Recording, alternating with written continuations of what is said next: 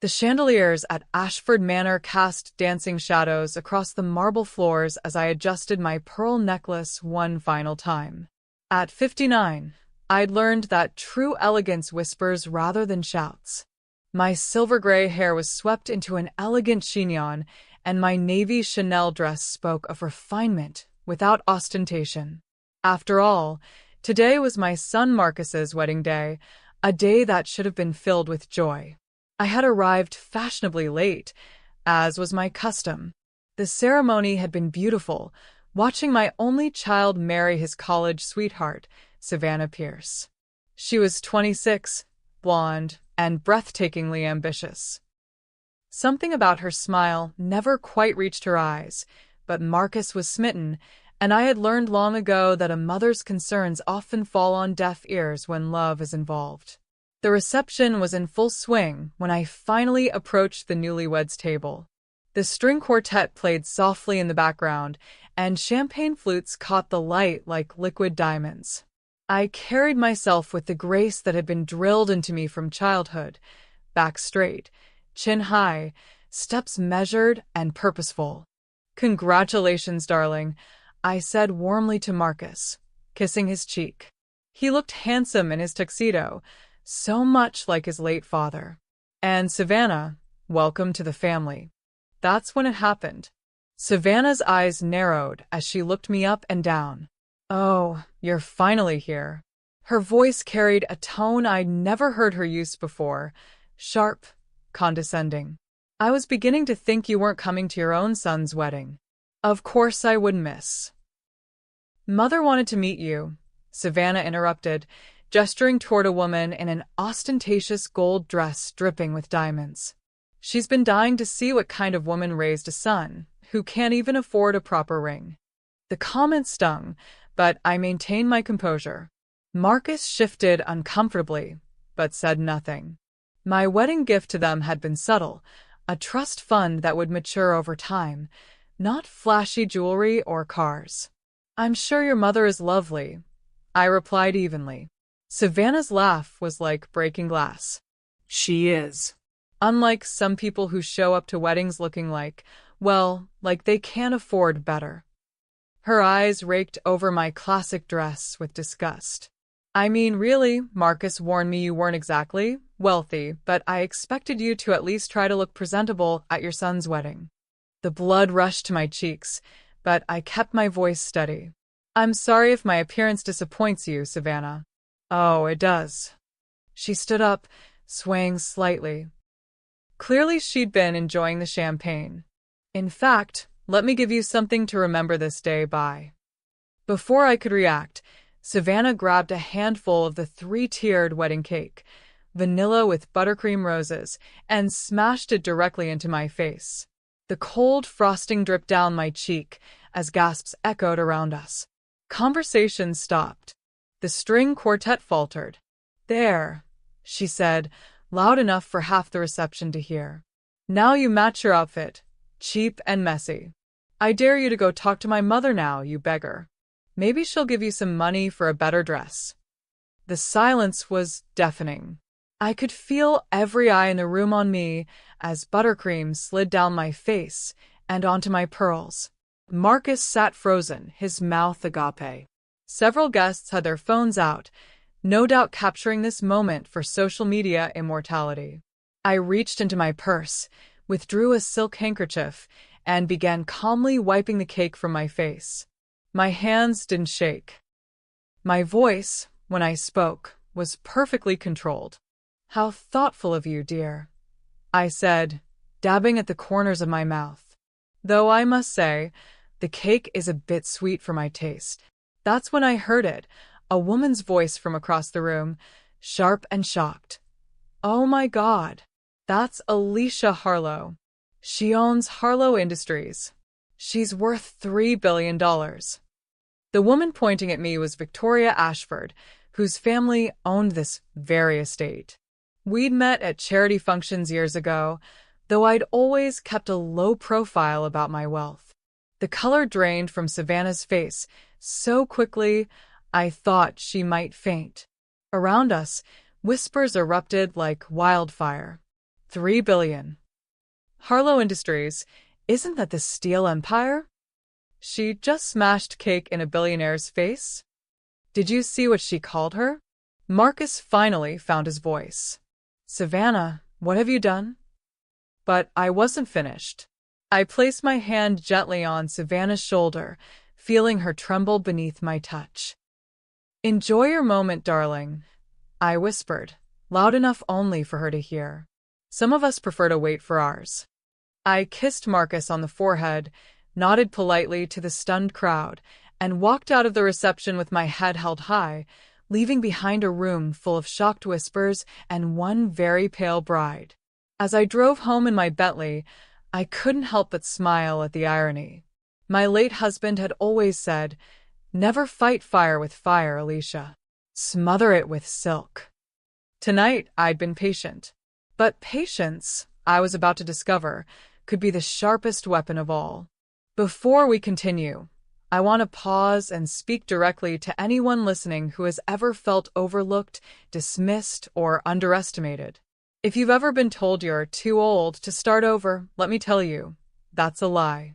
Your story isn't over, and you still have chapters left to write. Our best-selling book, Reclaiming Your Peace After Pain, is filled with simple, powerful steps to help you heal, rebuild, and fall in love with life again. Click the link in the description box and start your new beginning today. And remember to subscribe and hit that notification bell, because every woman deserves to hear stories that remind her of her own power. Now let's continue with what happened next. The leather seats of my Bentley embraced me like an old friend as I pulled away from Ashford Manor. In the rearview mirror, I could see guests spilling onto the portico, their animated conversations no doubt centered on what they'd just witnessed. My phone buzzed incessantly with calls and texts, but I ignored them all. The drive to my estate took 40 minutes through winding country roads lined with ancient oaks. Normally, I found this journey peaceful, but tonight my mind raced with a clarity I hadn't felt in years.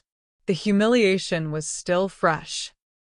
I could still taste the vanilla buttercream, but beneath it was something else entirely. Something that felt remarkably like anticipation. My home sat on 200 acres of pristine Connecticut countryside, a Georgian mansion that had been in my late husband's family for generations. As I passed through the wrought iron gates, motion sensors illuminated the circular drive, casting everything in a warm, golden glow. The fountains bubbled serenely, and my prized rose gardens perfumed the night air. Inside, I went directly to my study, a room that had witnessed countless business deals and family decisions over the years. The walls were lined with first-edition books and family portraits, including one of my husband, William, taken just months before his death 5 years ago. His eyes seemed to follow me as I moved to the antique safe hidden behind a false panel.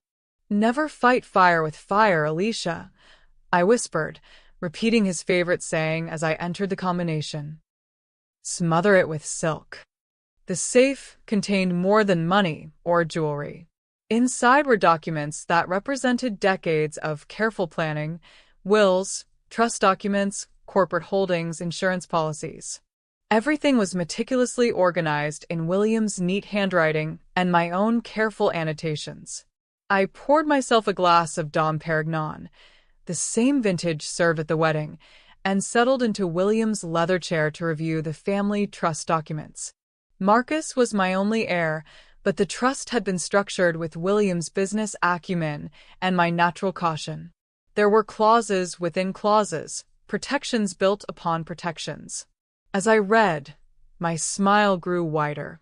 The main trust was indeed in Marcus's name, but with very specific conditions. Any spouse would have access only to income generated during the marriage, not the principal. In the event of divorce, the spouse would receive nothing. And if Marcus predeceased me, which seemed unlikely given our age difference, everything reverted to blood relatives and selected charities. But more interesting were the discretionary clauses, sections that gave me, as the trust's originator, significant control over disbursements for extraordinary circumstances, or threats to family harmony. I'd forgotten about those clauses, added at William's insistence years ago when Marcus was dating a woman we'd suspected was a gold digger. You never know, William had said with his characteristic foresight, what kind of person might try to take advantage of our family's success. How prophetic he'd been. I spent the next 3 hours reviewing every document, making notes, and formulating a plan. By the time I finished, the clock on the mantel chimed 3 in the morning, and I felt more energized than I had in months. Savannah Pierce, now Savannah Harlow, had made a critical error tonight. She'd shown me exactly who she was when she thought I was powerless. More importantly, she'd done it in front of witnesses, creating a narrative that would follow her everywhere. But I wouldn't strike back with the crude weapons she'd used: humiliation and cruelty. No, my retaliation would be far more elegant, far more permanent. It would unfold slowly, like a chess game played by a master against an amateur. I went to bed that night with cake still caught in the clasp of my pearl necklace, but I was smiling. Some women seek revenge hot and fast, but the truly devastating kind? That requires patience, planning, and the kind of resources that Savannah had just discovered I possessed in abundance. Tomorrow, I will begin teaching my new daughter-in-law the difference between old money and new cruelty. And I would savor every single lesson. I woke at dawn, as was my custom, and began my day with meditation in the solarium. The morning light filtered through the glass walls, illuminating my collection of orchids, rare varieties that required patience and precise care to flourish. Rather like revenge, I mused, as I watered a particularly stunning Paphiopedilum that had taken 3 years to bloom. By 8 o'clock, I was in my study, dressed in a cream silk blouse and pearl gray slacks. My hair was pulled back in a simple chignon, and I wore the same pearl earrings I'd inherited from my mother. Understated, elegant, powerful. My first call was to Harrison Bennett, senior partner at Bennett, Clark and Associates, the law firm that had handled the Harlow family affairs for over 30 years. Harrison had been William's Harvard roommate and was one of the few people who truly understood the complexity of our family's financial structure. "Alicia," he answered on the first ring. "I heard about last night. Victoria Ashford called me at midnight. Apparently the whole thing is already viral on social media. Are you all right?" I'm perfectly fine, Harrison. "In fact, I'm calling because I need to make some adjustments to the family trust." A pause. What kind of adjustments? The discretionary kind. Another pause, longer this time. Harrison knew me well enough to understand that when I spoke in that particular tone, significant changes were coming. "I'll be there in an hour," he said. While I waited, I made my second call to my personal assistant, Diane, who had worked for me for 15 years and possessed the remarkable ability to handle any situation with perfect discretion. "Good morning, Mrs. Harlow," she answered. "I've already seen the videos. Shall I prepare a statement?" No statements. "But I do need you to arrange a few things. First, I want a complete financial background check on Savannah Pierce, now Harlow. Everything: credit history, shopping habits, debt, family financial status. I want to know where every dollar comes from and where it goes." "Of course. Anything else?" Yes. "I want a list of every charity board, country club, and social organization where either she or her mother hold membership or have applied for membership. And I want the contact information for every board chair and membership committee. I'll have that information by tomorrow morning. One more thing, Diane. I want you to arrange lunch with Patricia Whitmore next week. We need to catch up." Patricia Whitmore was the social columnist for Connecticut's most influential lifestyle magazine. She also happened to be my former roommate from Wellesley, and someone who understood the importance of maintaining proper social hierarchies. Harrison arrived precisely at 9, carrying his familiar leather briefcase, and wearing the concerned expression that had served him well in courtrooms for 4 decades. We settled in my study with coffee served in Wedgwood china. Details mattered, especially now. "Show me exactly what happened," he said, pulling out his legal pad. I recounted the evening's events with clinical precision, watching his eyebrows rise progressively higher as I described Savannah's behavior.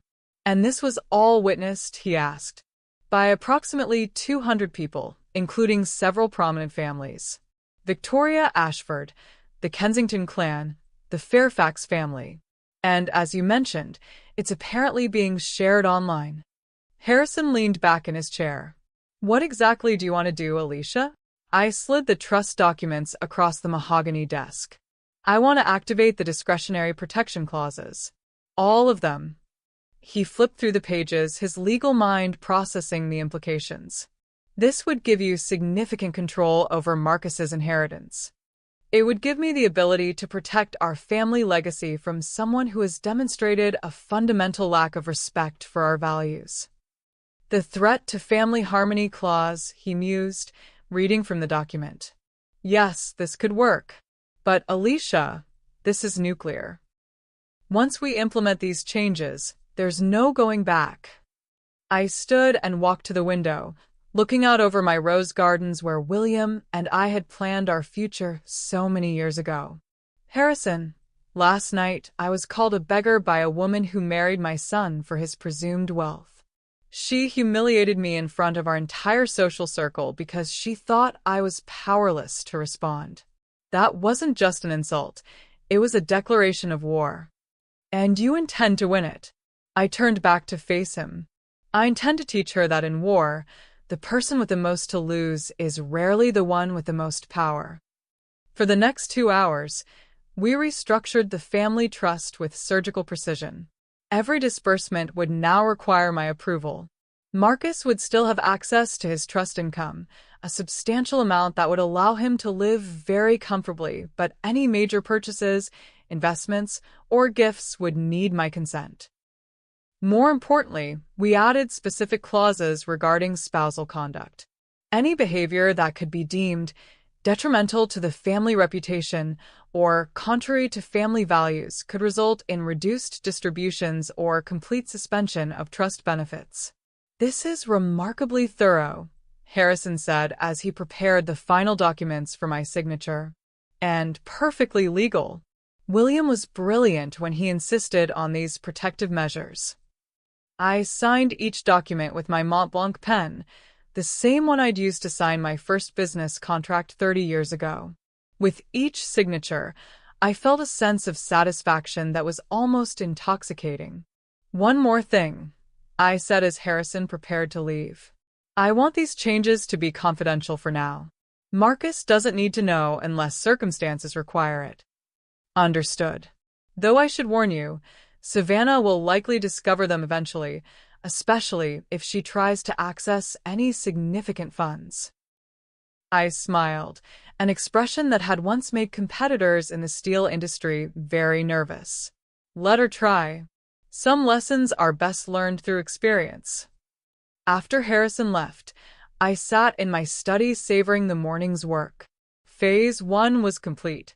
Savannah had awakened something in me that had been dormant since William's death, the thrill of strategic thinking, of playing a game where the stakes were high and the outcome far from certain.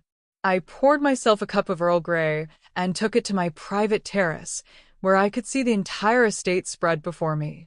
Somewhere out there, Savannah was probably just waking up, perhaps with a hangover from too much champagne, maybe even feeling a bit guilty about her behavior. But not nearly guilty enough. Not yet. I pulled out my phone and scrolled through social media for the first time in months. The videos were indeed everywhere. Bridezilla humiliates mother-in-law, doesn't know she's a billionaire.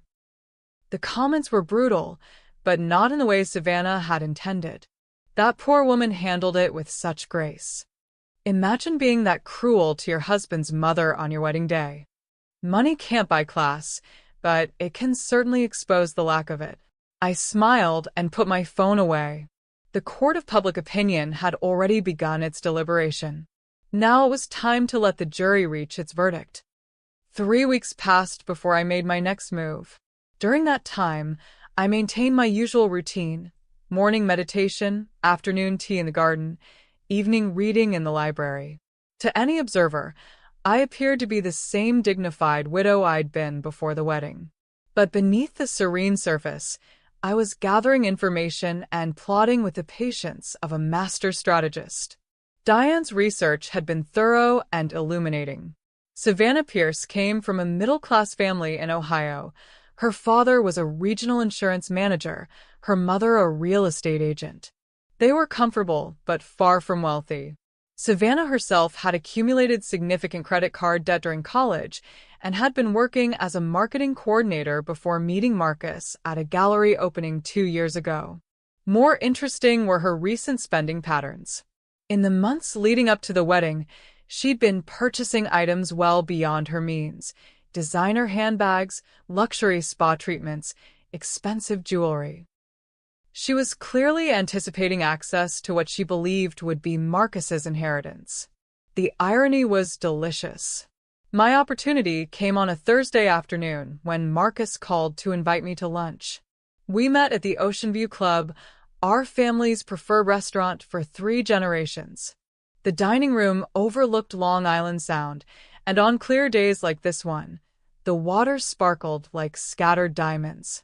Marcus looked tired, I noticed, as we were seated at our usual table by the window. There were shadows under his eyes that hadn't been there at his wedding. "You look wonderful, Mother," he said, though his smile seemed forced. "I'm glad you could meet me." "Of course, darling. How are you and Savannah settling into married life?" The question hung in the air longer than it should have. Marcus fidgeted with his water glass before answering. "It's an adjustment," he said finally. "Marriage is more complicated than I expected." I nodded sympathetically. All marriages require adaptation. Your father and I certainly had our challenges in the early days. Did you ever feel like you didn't really know Dad before you married him? The question was telling. I chose my words carefully. "I think we all present our best selves during courtship," I said gently. "The real person emerges gradually, in small moments. How we treat service staff, how we handle disappointment, how we behave when we think no one important is watching." Marcus's hand stilled on his glass. "Yes, exactly that." I let the silence stretch, a technique I'd learned in business negotiations. People fill silence with truth when given enough time. "Savannah has been different since the wedding," he said finally. "More demanding. More focused on things that don't seem important to me. Things. Money. Status symbols. She's been talking about upgrading her car, redesigning the apartment, joining expensive clubs. When I told her we should be more careful with spending, she got angry and said I was being cheap-like." He stopped abruptly. "Like?" Marcus looked out at the water. "Like my mother." I felt a flash of anger, but kept my expression neutral. "I see." I tried to explain that you're actually very wealthy, but she laughed and said you were probably just living off life insurance money and would be broke in a few years. "And what did you tell her?" I told her she was wrong, but... He shrugged helplessly. "She said you dress like you shop at discount stores and drive an old car." My Bentley was 3 years old, and my classic style had been cultivated over decades. But I could see how someone obsessed with flashy displays of wealth might misinterpret understated elegance. "What else troubles you, Marcus?" He was quiet for so long I thought he might not answer. When he finally spoke, his voice was barely above a whisper. "She's been going out more at night. Girls' nights, she says, but she comes home very late and won't tell me where she's been. And there are credit card charges I don't recognize, expensive restaurants, nightclubs. When I ask her about them, she says I'm being controlling." I reached across the table and covered his hand with mine. "Marriage requires trust, darling. But it also requires transparency." "I know. It's just..." He looked at me with the same expression he'd worn as a child when he'd broken something precious and was afraid to confess. I'm starting to think I married someone I don't actually know. The admission hung between us like a confession. I could have offered comfort, could have reassured him that all marriages go through difficult periods. Instead, I chose a different path. Trust your instincts, Marcus, I said gently. You've always had good judgment about people. Don't let anyone convince you to ignore what your heart is telling you. We finished lunch talking about safer topics. His work, my garden plans for the upcoming holidays. But I could see the seeds of doubt taking root in his mind. He was beginning to question not just Savannah's behavior, but her motivations for marrying him in the first place. After he left, I remained at the table, sipping my tea and watching the boats drift across the Sound. I hadn't lied to him. He did have good judgment about people. He'd always been able to see through false friends and social climbers. But love, as his father used to say, could make even the wisest person temporarily blind. The blindness, however, was beginning to fade. That evening, I called Patricia Whitmore to confirm our lunch appointment for the following week. Patricia's column, Society's Mirror, was read religiously by everyone who mattered in Connecticut's social hierarchy. A mention in her column could make or break reputations, determine club memberships, and influence charity board appointments. I'm so looking forward to catching up, Patricia said. And I must say, you handled that dreadful situation at the Ashford wedding with remarkable grace. The whole thing was absolutely shocking. Thank you, Patricia. It was certainly unexpected. I hope you won't mind if I ask about it over lunch. I am writing a piece about the importance of maintaining dignity in challenging social situations. You'd be the perfect example. Of course, I agreed, though we both knew that wasn't really what she wanted to discuss. After I hung up, I went to my study and pulled out a leather journal, one of many I'd kept over the years to record important business decisions and personal reflections. Tonight's entry was brief. The foundation has been laid.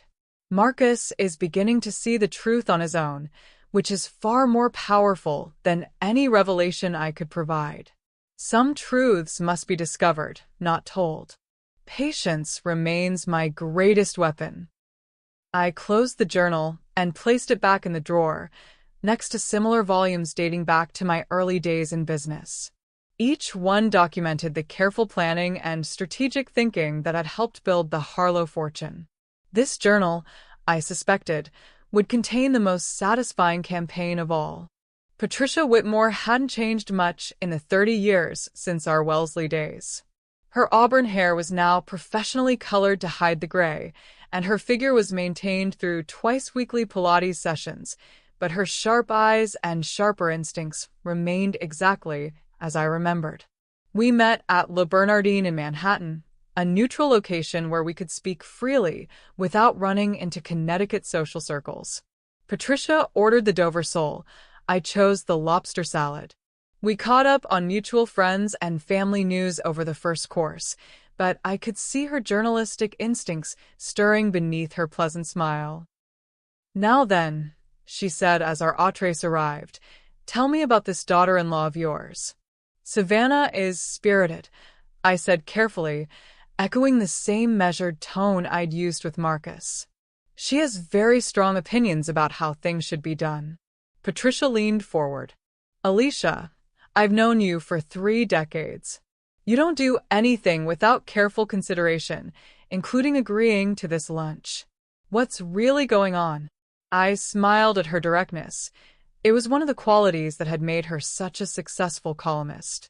I'm concerned about certain social standards being compromised, such as the way people treat those they perceive as less fortunate, the importance of grace under pressure, the difference between confidence and cruelty.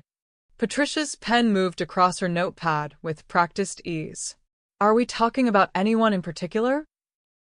I'm simply observing that some people mistake kindness for weakness and assume that quiet dignity indicates a lack of power or resources. And how do you think such misunderstandings should be corrected? I took a sip of my Chablis before answering. I believe society has its own way of maintaining balance. Good behavior is rewarded, poor behavior has consequences. The challenge is ensuring that the right people have the right information to make informed decisions. Patricia understood perfectly. By the time we finished lunch, she had everything she needed for her column, though she would present it as a thoughtful piece about maintaining social graces in an increasingly coarse world. More importantly, she now knew exactly what kind of person Savannah Pierce Harlow was. The column appeared the following Thursday under the headline Grace Under Fire, a masterclass in dignity. While my name was never mentioned, anyone who had attended the wedding would recognize the incident Patricia described with such eloquent disapproval. The piece became one of her most shared columns of the year. But the real work happened behind the scenes. Over the following weeks, I began making subtle contact with the membership committees of various organizations where Savannah had applied or expressed interest. My approach was never direct. I simply renewed old friendships, attended charity luncheons I'd previously declined, and resumed my place in social circles where I'd maintained a lower profile since William's death. The Greenwich Country Club was first. Savannah had submitted an application for membership, sponsored by Marcus, who had been a member since college. I happened to encounter Margaret Fairfax, the membership committee chair, at a hospital fundraiser. "Alicia, how lovely to see you out and about again," Margaret said warmly. "We've missed you at the club events." "I'm thinking of becoming more socially active again," I replied. William always said isolation wasn't healthy, and I think he was right. We chatted about mutual friends and upcoming events before Margaret mentioned, almost casually, "I believe your new daughter-in-law has applied for membership." "Has she? How interesting." "We're still reviewing applications, of course. The committee takes character references very seriously." I nodded thoughtfully. Character is so important in maintaining the club standards. "I'm sure you'll make the right decision." The conversation lasted perhaps 10 minutes, but Margaret left with a clear understanding of my feelings about Savannah's application. 2 weeks later, Savannah received a polite rejection letter citing current membership capacity limitations. The Harbor Yacht Club followed a similar pattern, as did the Junior League Auxiliary Board. Each rejection was delivered with impeccable politeness and plausible explanations that had nothing to do with character concerns. But the cumulative effect was devastating to someone who had planned to climb the social ladder through marriage. The Art Gallery Board was particularly satisfying. Savannah had attended several openings, clearly attempting to position herself as a patron of the arts. When she applied for the junior board of the Metropolitan Arts Council, her application was reviewed by a committee that included 3 of my longtime acquaintances. "I just don't think she quite fits our vision," Elizabeth Kensington confided to me over tea. "There's something rather grasping about her. She seems more interested in being seen as cultured than in actually supporting the arts." "How unfortunate," I murmured. "Though I suppose not everyone understands that true patronage requires genuine passion rather than social ambition." Exactly. "You understand these things, Alicia. You always have." Meanwhile, Diane's research had uncovered something else interesting. Savannah's credit card debt was growing rapidly. The expensive purchases had continued after the wedding, funded by cards in her own name. She was clearly expecting access to family money that, unknown to her, was no longer available in the way she'd assumed. The pressure was beginning to show. Marcus mentioned during our weekly phone calls that Savannah had become increasingly irritable about their social invitations, or rather, the lack of them. Doors that she'd expected to open were remaining firmly closed. "She keeps saying that people are snubbing us," Marcus told me during one conversation. "She thinks it's because of what happened at the wedding, but I don't understand why that would matter so much. It was just one incident." "Some people have long memories," I said gently, "and first impressions can be very difficult to overcome. But it's affecting her so much. She's been drinking more, and she gets angry over the smallest things." Last night she threw a crystal vase because an invitation she was expecting didn't arrive. I felt a flicker of genuine concern for my son, mixed with satisfaction at Savannah's mounting frustration. The social freeze was working exactly as intended, creating pressure that would eventually force her true nature into the open. Perhaps she needs time to adjust her expectations, I suggested. Maybe. Though I'm starting to wonder if her expectations were realistic to begin with. Another seed of doubt, taking root and beginning to grow.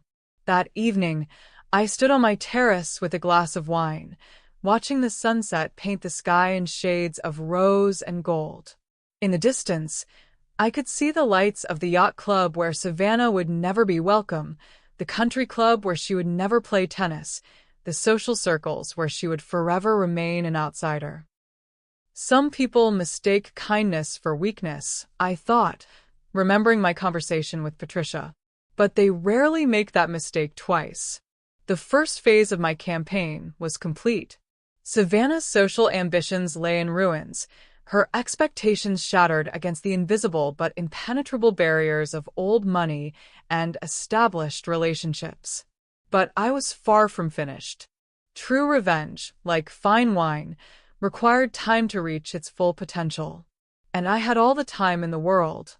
By autumn, Savannah's frustration had metastasized into paranoia.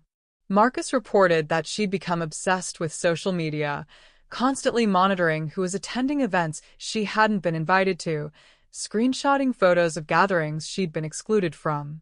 The woman who had once been confident to the point of cruelty was now seeing slights and conspiracies everywhere, which made my next phase considerably easier to execute. The key to successful manipulation, I'd learned during my years in business, was to let your target's own insecurities do most of the work. I didn't need to spread malicious gossip about Savannah. I simply needed to ensure that her own behavior created the narrative I wanted.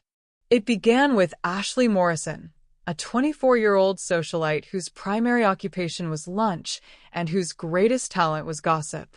Ashley was the kind of person who could make or break reputations simply through her presence at the right gatherings. She was also deeply impressed by wealth and desperate for acceptance from older, more established society women. I encountered Ashley at a charity fashion show, one of the few public events I'd begun attending again. She approached me during intermission, her eyes bright with a kind of calculated friendliness that screamed social ambition. "Mrs. Harlow, I'm Ashley Morrison. I just wanted to say how much I admired how you handled that awful situation at the Ashford wedding. You were absolutely gracious." Thank you, dear. Though I prefer not to dwell on unpleasant incidents. Of course, but still, the way you just walked away with such dignity. I could never have managed it. I studied her for a moment, recognizing something useful in her eager-to-please demeanor. "You know, Ashley, I think you might be exactly what I need." "What do you mean?" "I'm looking for someone to help me re-enter social circles. Someone young and energetic who knows all the right people.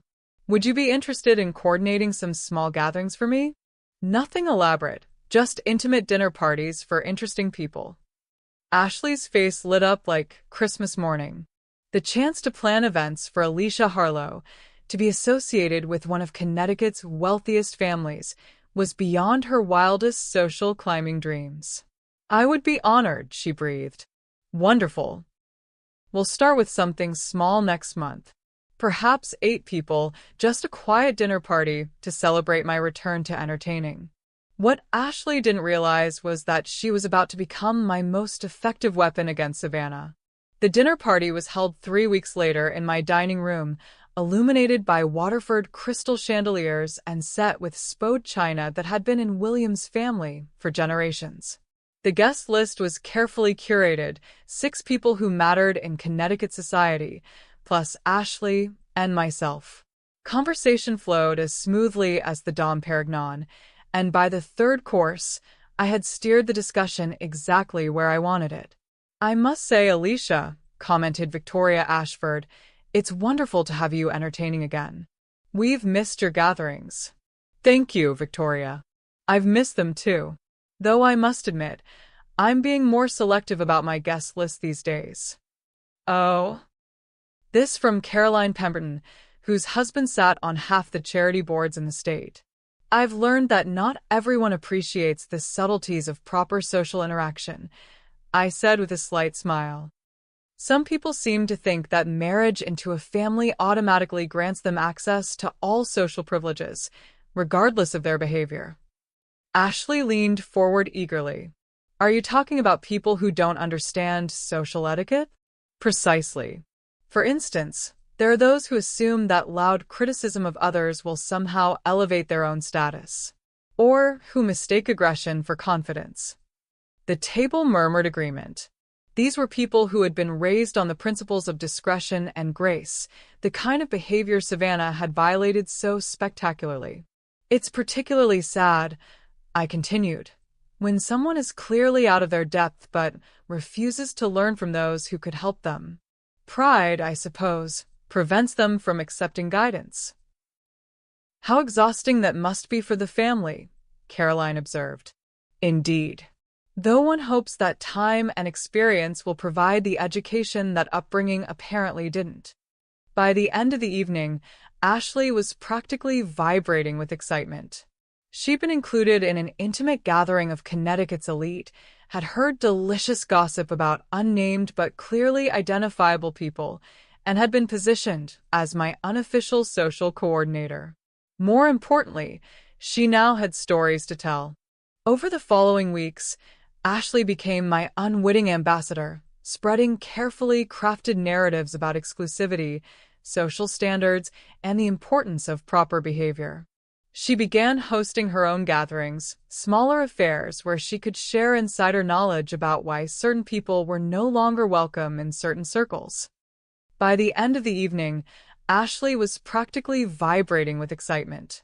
She'd been included in an intimate gathering of Connecticut's elite, had heard delicious gossip about unnamed but clearly identifiable people, and had been positioned as my unofficial social coordinator.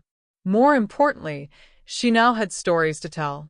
Over the following weeks, Ashley became my unwitting ambassador, spreading carefully crafted narratives about exclusivity, social standards, and the importance of proper behavior. She began hosting her own gatherings, smaller affairs where she could share insider knowledge about why certain people were no longer welcome in certain circles. The genius of this approach was that Ashley never mentioned Savannah by name. She simply discussed, in general terms, the consequences of poor social judgment and the importance of maintaining standards. But anyone who had witnessed the wedding incident knew exactly who she was talking about. Savannah, meanwhile, was spiraling. She'd taken to attending public events where she couldn't be excluded, art gallery openings, charity fundraisers, public lectures. But her desperation was palpable, and desperation has a particular odor that sophisticated people can detect from across a room. She's become so intense, Marcus confided during one of our dinners. Last week she cornered Patricia Whitmore at a museum opening and demanded to know why she wasn't being invited to better events. Patricia was polite, but I could see she was uncomfortable. That must have been embarrassing for you. It was mortifying. And Savannah got angry at me afterward, saying I should have supported her more. But what was I supposed to say? You can't demand social invitations. No, I agreed. They must be earned. The credit card situation was also deteriorating. Diane's monthly report showed that Savannah's debt had grown to over $60,000, spread across multiple cards.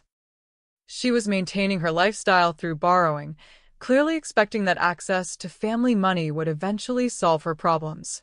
What she didn't know was that every significant purchase now required my approval under the discretionary clauses Harrison had so cleverly activated.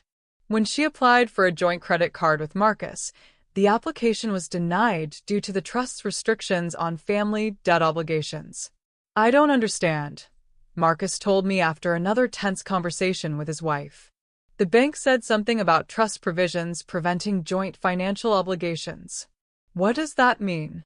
It means the trust is protecting your interests, I said carefully. Your father was very concerned about fortune hunters who might try to access family money through marriage. Fortune hunters? Marcus looked stricken. You don't think Savannah? I placed my hand on his arm gently. I think your father was wise to include protections, regardless of circumstances. Trusts are designed to preserve wealth across generations, not to insult anyone's intentions. But the seed was planted, and I could see it taking root alongside all the others I'd sown over the past months.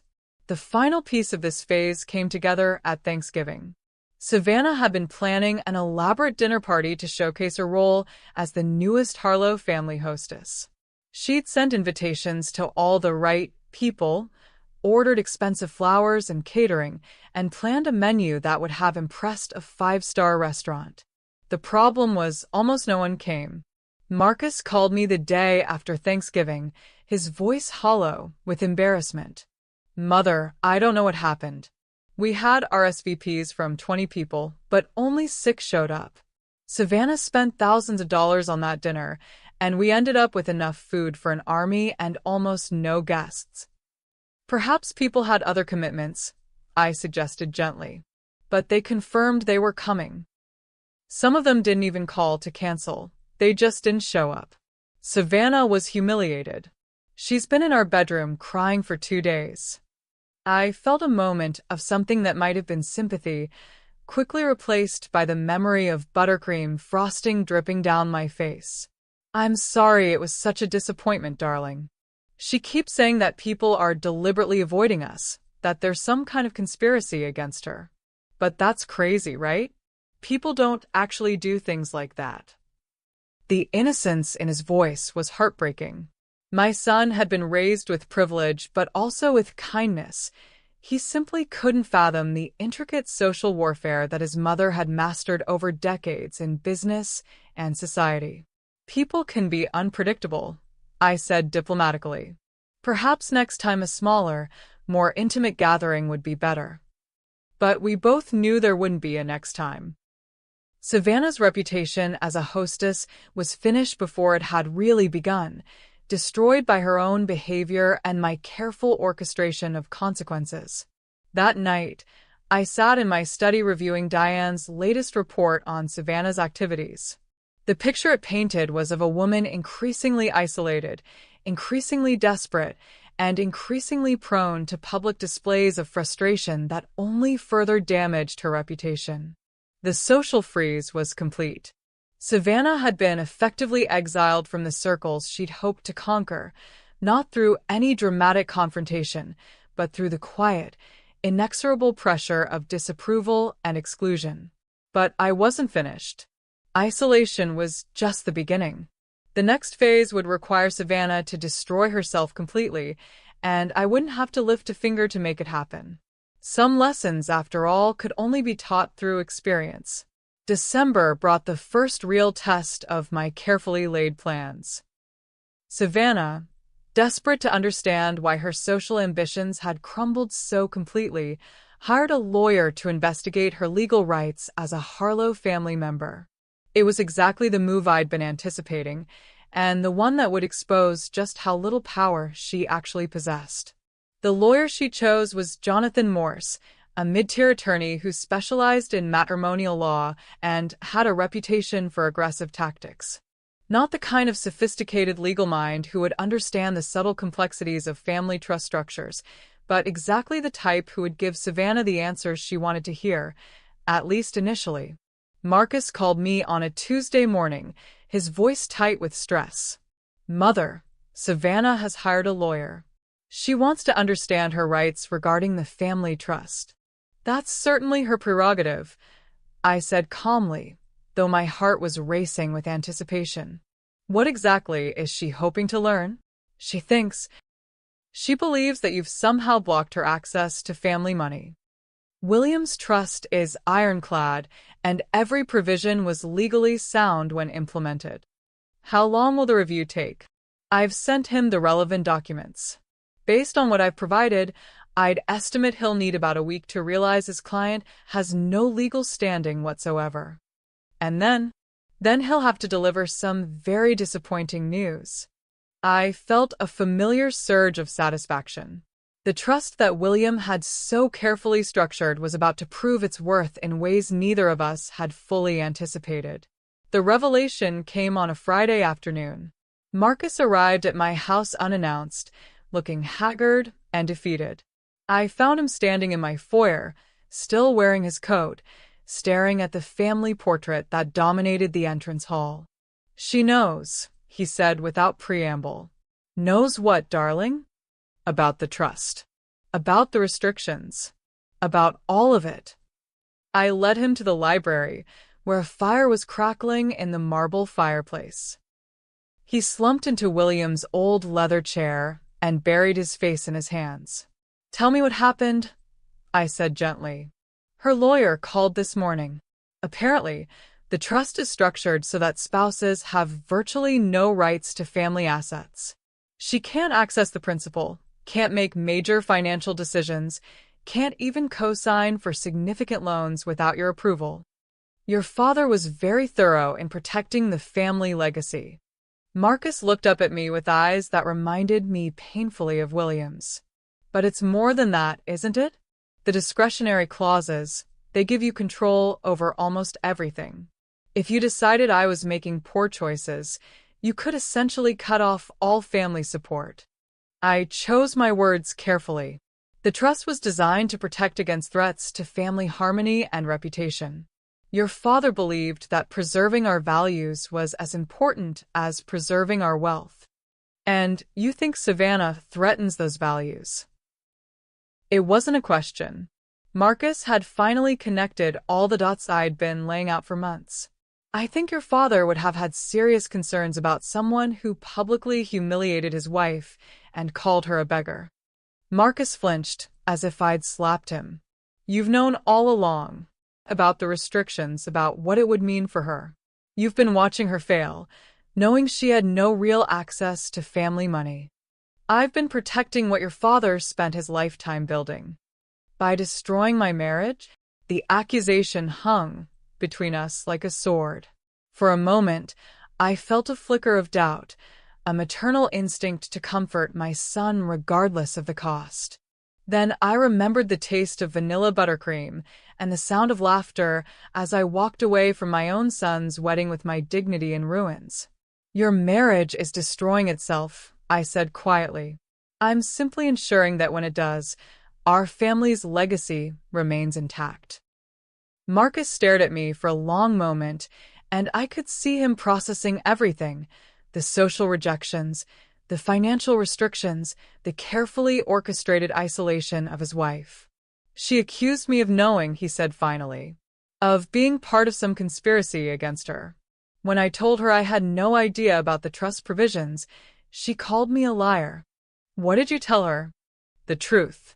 That I knew you were wealthy, but I'd never concerned myself with the details of inheritance because I never expected it to matter during your lifetime. That I married her because I loved her, not because of what she might gain from our family." "And how did she respond?" Marcus's laugh was bitter. "She accused me of being naive. Said that no one marries into a billionaire family without understanding the financial implications. She actually said that she'd done her research, that she knew exactly what she was supposed to gain by marrying me." The admission must have been devastating for him. The revelation that his wife had viewed their marriage as a business transaction rather than a love story. "You deserved better than that." Did I? Or did I deserve exactly what I got for being foolish enough to ignore all the warning signs? We sat in silence for several minutes, the fire crackling and shadows dancing on the walls. Finally, Marcus spoke again. "What happens now?" "That depends on what you want to happen. I want my wife to love me for who I am, not for what she thinks I can give her. But I'm beginning to realize that might not be possible." The defeat in his voice was heartbreaking, but also necessary. Some illusions had to be shattered completely before reality could take their place. "Love built on false foundations rarely survives the truth," I said gently. Marcus nodded slowly. "She's talking about going back to Ohio for Christmas." To think about our future, she says. But I think she's really going to discuss her options with her family. That might be for the best. Sometimes distance provides clarity. After Marcus left, I poured myself a glass of wine and returned to the library. The revelation phase was complete. Savannah now understood the true scope of her situation, and more importantly, so did Marcus. But understanding and acceptance were two different things. Savannah was facing the collapse of everything she'd thought her marriage would provide, and desperate people often made dangerous choices. I suspected the final phase of this drama was about to begin, and it would be the most difficult for everyone involved. But like a surgeon removing a malignant tumor, sometimes the most painful treatment was the only one that could save what mattered most. I raised my glass in a silent toast to William's portrait above the fireplace. His foresight was about to be vindicated in the most complete way possible. Savannah didn't go to Ohio for Christmas. Instead, she embarked on what could only be described as a campaign of self-destruction so thorough that I couldn't have orchestrated it better if I'd tried. It began with shopping. Lots of shopping. Diane's report showed a spending spree that bordered on manic: designer handbags, jewelry, shoes, clothing, all charged to credit cards that were already maxed out. When those were declined, she opened new accounts, using her status as a Harlow family member to secure additional credit. The irony was exquisite. She was using the family name to accumulate debt that the family trust would never allow Marcus to help her pay. Marcus called me on New Year's Eve, his voice heavy with exhaustion. "She's completely lost control," he said. "Yesterday, I found shopping bags hidden in our closet. Thousands of dollars worth of things she can't possibly afford." When I confronted her about it, she said it was an investment in our social image. An investment? She claims that if she looks successful enough, people will eventually accept her back into their circles. She's convinced that her social problems are just a temporary misunderstanding that can be fixed with the right wardrobe. I almost felt sorry for her. Almost. "And how are you handling this?" "I'm not sure I am handling it. She's been drinking more, a lot more. Last week she showed up to lunch with the wives of my business associates and was clearly intoxicated by dessert. Jennifer Walsh called me afterward to check if everything was all right." Jennifer Walsh was the wife of Marcus's business partner, a woman whose opinion carried significant weight in their professional circles. If Savannah was embarrassing herself in front of Jennifer, word would spread quickly through the business community. "I'm sorry, darling." That must have been very embarrassing. It was mortifying. And when I tried to talk to Savannah about it, she accused me of being ashamed of her. She said that if I really loved her, I'd find a way to give her the lifestyle she deserves. The lifestyle she deserves? Unlimited access to family money, a house in the Hamptons, membership in all the exclusive clubs. She has a whole list of things she considers basic requirements for being married to a Harlow. The entitlement was breathtaking, even by Savannah's standards. She'd gone from trying to climb the social ladder to demanding that it be lowered to meet her. But the shopping and drinking weren't the worst of it. That honor belonged to what Diane discovered during her routine monitoring of Savannah's activities. "Mrs. Harlow," Diane said during our weekly meeting, "I need to show you something concerning." She handed me a series of photographs taken at various Manhattan nightclubs over the past month. In each one, Savannah was clearly visible, laughing and dancing with groups of people I didn't recognize. More troubling were the photos that showed her in intimate conversation with men who were definitely not her husband. "She's been going out 3 or 4 nights a week," Diane reported. "Always to upscale venues in Manhattan, always spending money she doesn't have. The credit card receipts show bar tabs of several $100s per night." Is Marcus aware of this? I don't believe so. She tells him she's attending cultural events or meeting with potential social contacts. But these venues? Diane shook her head. "These aren't places someone goes to make connections in Connecticut society." I studied the photographs more carefully. Savannah looked different in them, harder somehow, more desperate. The elegant facade she'd maintained during courtship had been replaced by something that looked suspiciously like panic. Continue monitoring, I instructed. But be discreet. We don't want to create a situation that could compromise Marcus unnecessarily. The situation was beginning to escalate beyond my careful control, and that made me nervous. I'd wanted to expose Savannah's true nature, not drive her to complete self-destruction. There was a difference between justice and cruelty, and I never intended to cross that line. My concerns proved justified when Marcus called me at midnight on a Thursday, his voice shaking with emotion. "Mother, I need your help." "What's wrong?" "Savannah, she didn't come home tonight. She said she was going to a museum lecture, but when I called the museum, they said there was no event scheduled. I've been trying to reach her for hours." "Have you contacted the police?" "Not yet. I was hoping, could you ask Diane to help find her? She seems to know how to locate people." Within 2 hours, Diane had tracked Savannah to a trendy nightclub in Soho, where security cameras showed her leaving at 1:30 a.m. with a man I didn't recognize. She didn't return home until the following afternoon, offering no explanation beyond claiming she'd stayed at a friend's apartment because she was too tired to drive. The lie was so transparent that even Marcus, who had been making excuses for his wife for months, couldn't ignore it. "She's having an affair," he told me over dinner the following week. "I know it. She knows I know it, but she keeps denying it." "What are you going to do?" "I don't know. Part of me wants to confront her, demand the truth. But another part of me—" He trailed off, staring at his untouched plate. "Another part of you what?" "Another part of me wonders if I care anymore." Is that terrible? I feel like I've been trying to save a marriage to someone who doesn't actually exist. The woman I fell in love with was kind, ambitious in a healthy way, interested in building something together. This person— He gestured helplessly. "I don't even know who this person is." The sadness in his voice was heartbreaking, but also liberating.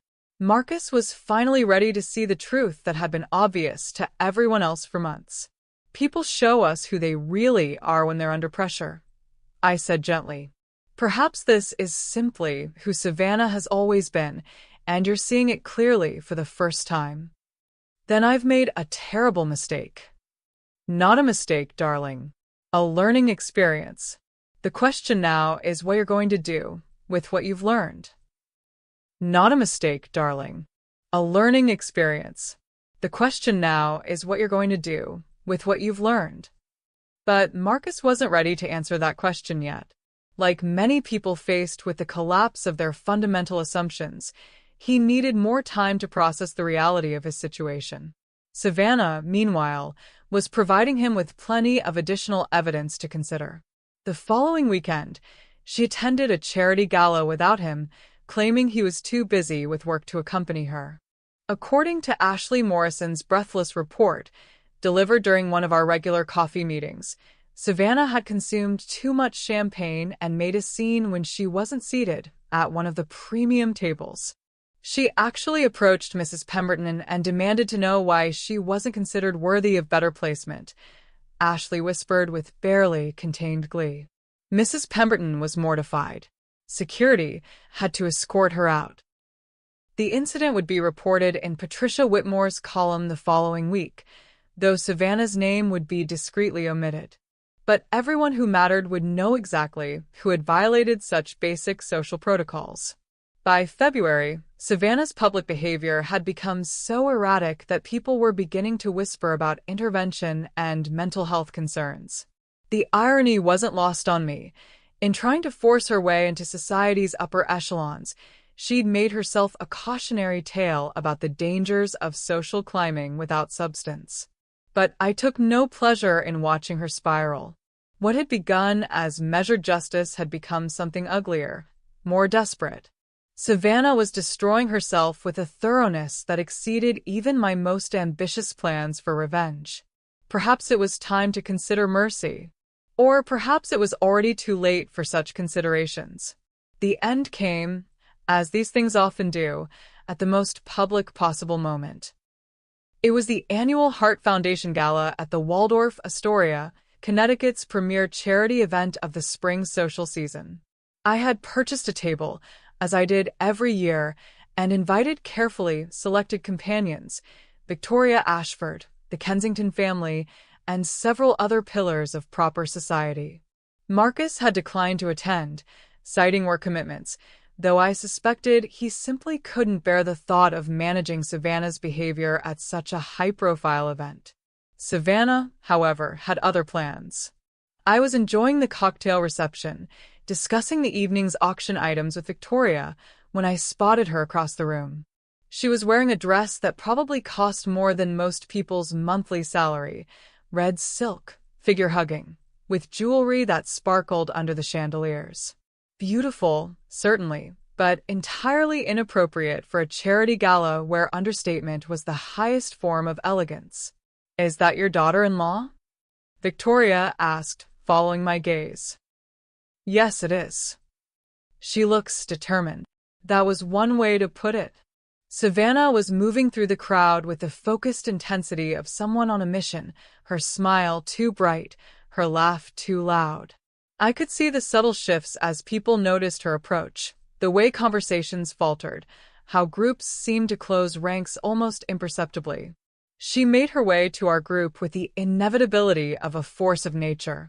"Alicia," she said, air-kissing my cheek with theatrical affection. "How wonderful to see you here. You look lovely." Thank you, Savannah. "How nice that you could attend." Up close, I could see the telltale signs I'd learned to recognize over the past months, the slight tremor in her hands, the two bright eyes that suggested she'd been drinking during the cocktail hour, the brittle quality to her smile that spoke of barely controlled desperation. "I wouldn't miss it," she replied, her voice carrying just a bit too much volume. "After all, charitable giving is so important for families like ours. Don't you think, Victoria?" Victoria Ashford, who had witnessed Savannah's humiliation of me at the wedding, simply nodded politely and excused herself to speak with someone across the room. But Savannah wasn't finished. As the evening progressed, she seemed to grow more agitated. During dinner, I watched her work her way around the room, approaching various tables and attempting to insert herself into conversations. Each interaction lasted a bit shorter than the last, and each rejection, for they were rejections, however politely delivered, seemed to fuel her mounting frustration. The breaking point came during the auction portion of the evening. I had just successfully bid on a week at a Tuscan villa, donating $50,000 to the Heart Foundation, when Savannah suddenly stood up from her table across the room. "Excuse me," she called out, her voice cutting through the polite applause that had followed my bid. "Excuse me, but I have something to say." The auctioneer paused, microphone in hand, clearly unsure how to handle this unexpected interruption. Around the ballroom, conversation stopped as 500 of Connecticut's most influential people turned to stare at the woman in the red dress. "I want everyone to know," Savannah continued, swaying slightly as she spoke, "that I am Savannah Harlow, Mrs. Marcus Harlow. And despite what some people in this room might think, I belong here just as much as anyone else." A murmur rippled through the crowd. This was beyond social faux pas. It was a complete violation of every unspoken rule that governed events like this.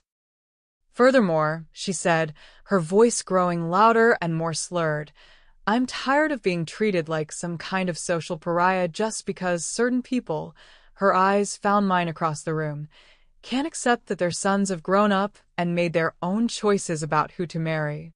The silence that followed was deafening.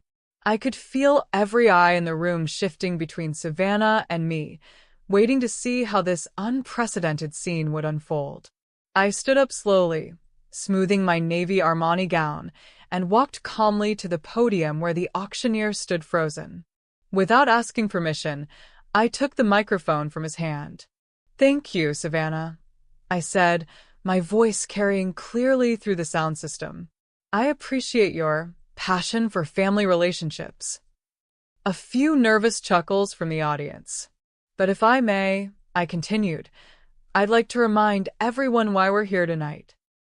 We're gathered to support the Heart Foundation, an organization that has funded life-saving cardiac research for over 30 years. Applause began tentatively, then grew stronger as people recognized that I was attempting to salvage the evening's dignity. In my experience, I said, looking directly at Savannah, the strongest hearts are often the quietest ones. They don't need to announce their worth. They simply demonstrate it through their actions, their consistency, and their commitment to others. The applause was building now, and I could see Savannah's face reddening as she realized that her dramatic gesture had backfired completely. Tonight, this room is filled with people who embody those values. People who understand that true strength comes not from demanding recognition, but from earning it. People who know that charity, like love, is something you give freely, not something you use to purchase acceptance. The standing ovation began at my table and spread throughout the room like wildfire. 500 people were on their feet, applauding not just my words, but the grace with which I'd handled an impossible situation. Savannah stood frozen in the middle of it all, her face a mask of humiliation and rage. Without another word, she grabbed her purse and fled from the ballroom, leaving behind a room full of people who would remember this moment for years to come. I handed the microphone back to the auctioneer, who managed to restore order and continue with the evening's program. But the damage was done, not to me, but to Savannah. She had publicly revealed herself to be exactly what I'd always known she was, someone who confused volume with strength, drama with dignity. The videos began appearing on social media within hours. Billionaire's grace under pressure, read one headline. How to handle a public meltdown with class, read another. By morning, the incident had been shared thousands of times, with commentary universally praising my composure and criticizing Savannah's behavior. Marcus called me at 7 a.m., his voice hollow with shame. I saw the videos, he said simply. I'm so sorry, Mother, for everything. You have nothing to apologize for, darling. Don't I? I brought her into our family. I ignored all the warning signs because I thought I was in love. I let her humiliate you, not once but twice now. You learned something important about the person you married. That's not a failure. It's wisdom gained through experience. A long pause. She hasn't come home. Do you want her to? Another pause, even longer. No, he said finally. I don't think I do. The transformation was complete. The son who had been too blinded by infatuation to see his wife's true nature was finally ready to acknowledge what everyone else had known for months. Justice, I reflected, had many faces. But the most satisfying kind was always self-inflicted. Spring came early that year, and with it, a sense of renewal that I hadn't felt since William's death. The daffodils in my garden bloomed magnificently, and I spent my mornings tending to them while sipping coffee from my favorite Limoges cup, small pleasures that reminded me that life could still offer beauty after difficult chapters. The divorce papers arrived on a Tuesday in April, delivered by Harrison Bennett himself rather than by courier. He found me in my rose garden, where I was pruning the climbers that would soon burst into their full glory. It's finished, he said simply, handing me the leather portfolio. I set down my pruning shears and opened the documents, scanning the settlement terms with the same attention I'd once given to corporate contracts. The prenuptial agreement that Savannah had so cavalierly signed 2 years ago had proven its worth. She would receive nothing beyond what she'd brought into the marriage. The family trust remained intact, untouched by her grasping ambitions. She signed without contest? I asked. Her lawyer advised her that any challenge would be futile and expensive. Given her current financial situation, she couldn't afford a prolonged legal battle anyway. I nodded, feeling a complex mixture of satisfaction and something that might have been pity. Where is she now? Back in Ohio, from what I understand. Living with her parents while she reassesses her options. The woman who had called me a beggar was now dependent on her middle-class parents for basic support. The irony wasn't lost on me, though I took no particular pleasure in it. Revenge, I discovered, was most satisfying when it was earned rather than merely inflicted. And Marcus. He seems relieved, honestly. I think the past few months showed him exactly what kind of person he'd married. The drinking, the spending, the public scenes, it all painted a rather clear picture. Indeed it had. Savannah had destroyed herself more thoroughly than I ever could have managed, revealing her character with a precision that made my own machinations seem almost unnecessary in retrospect. That evening, Marcus came for dinner, our first private meal together since the divorce proceedings began. He looked younger somehow, as if a weight had been lifted from his shoulders. Over my cook's famous cocoa vin, we talked about his work, his plans for the future, and carefully avoided discussing his failed marriage. It wasn't until dessert that he finally broached the subject that had been hanging between us for months. "I know what you did," he said quietly, setting down his coffee cup. My hand stilled on my napkin. "What do you mean?" "The social exile. The trust restrictions. The way you systematically dismantled her support network. I know it wasn't just coincidence." For a moment, I considered denying it, maintaining the fiction that Savannah had simply self-destructed without any assistance from me. But Marcus deserved better than lies, especially now. "Yes," I said simply. "I did." Why? I thought about how to answer that question honestly. Because she humiliated me in front of everyone we knew, and because I could see that she was going to destroy you, if given the chance.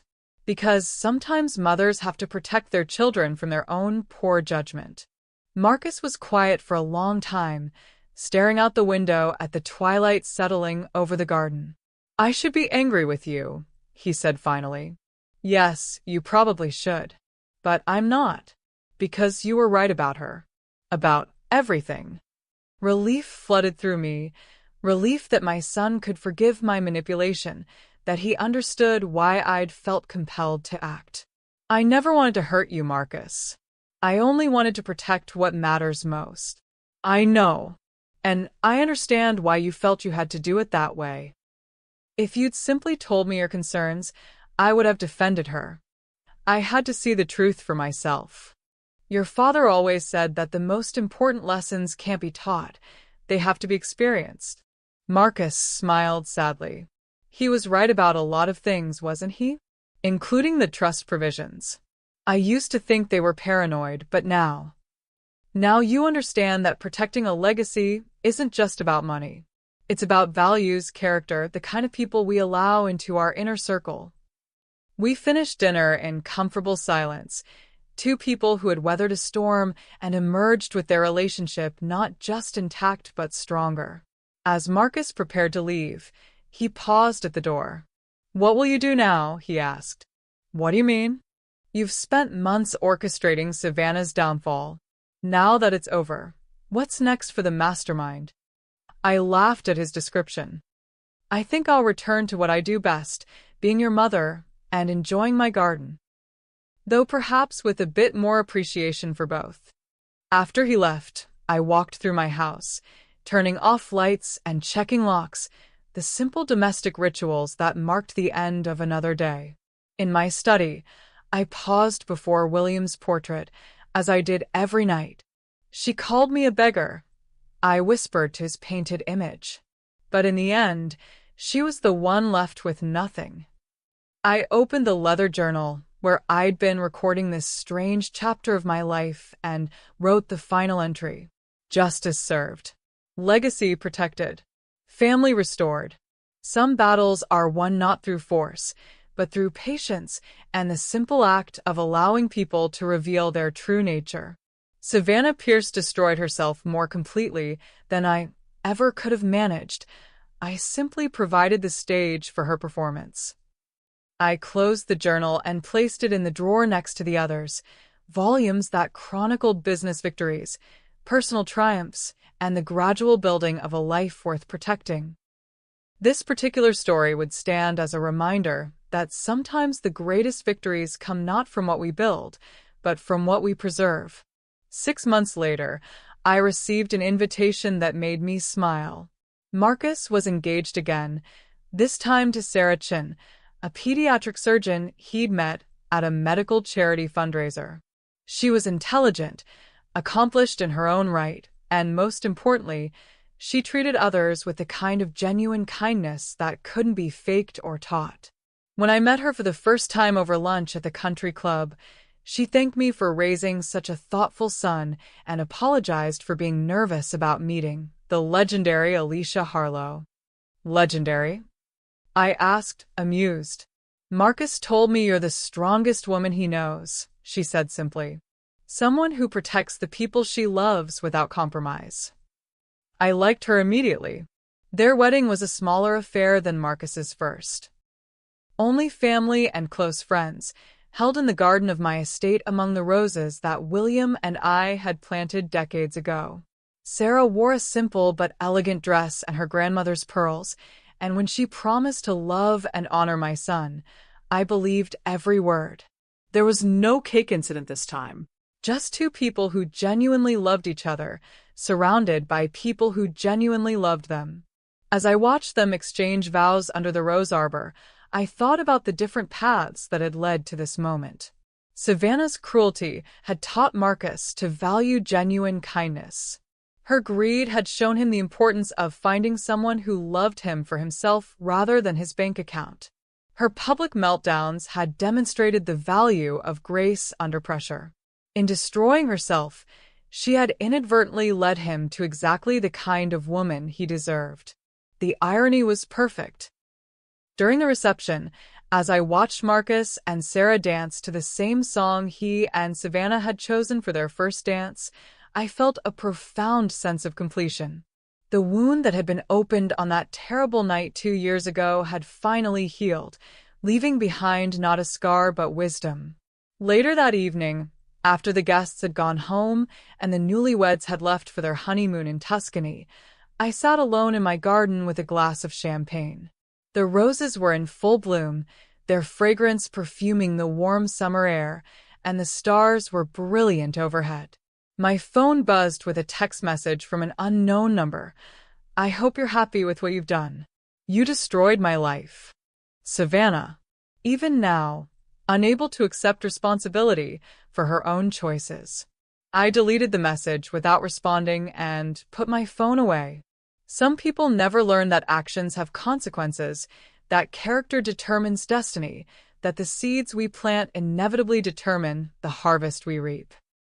I raised my glass to the night sky, to the memory of my beloved William, and to the future that stretched ahead, a future where my family's legacy was secure, where my son was truly happy, and where I could finally rest in the knowledge that I had protected what mattered most.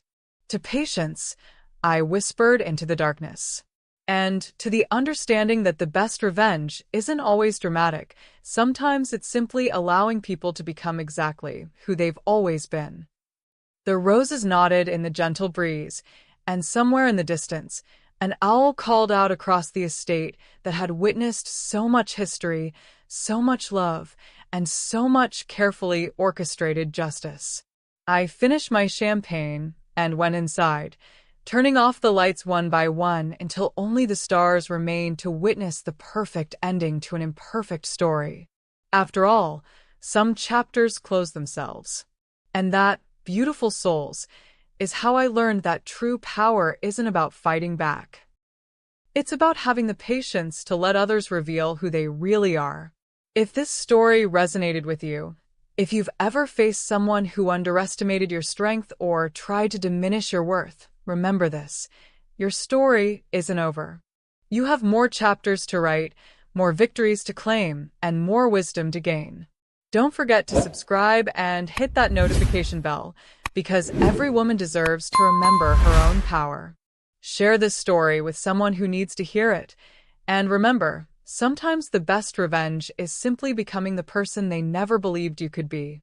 Until next time, this is Alicia Harlow, reminding you that elegance is the ultimate revenge, and patience is the sharpest weapon of all.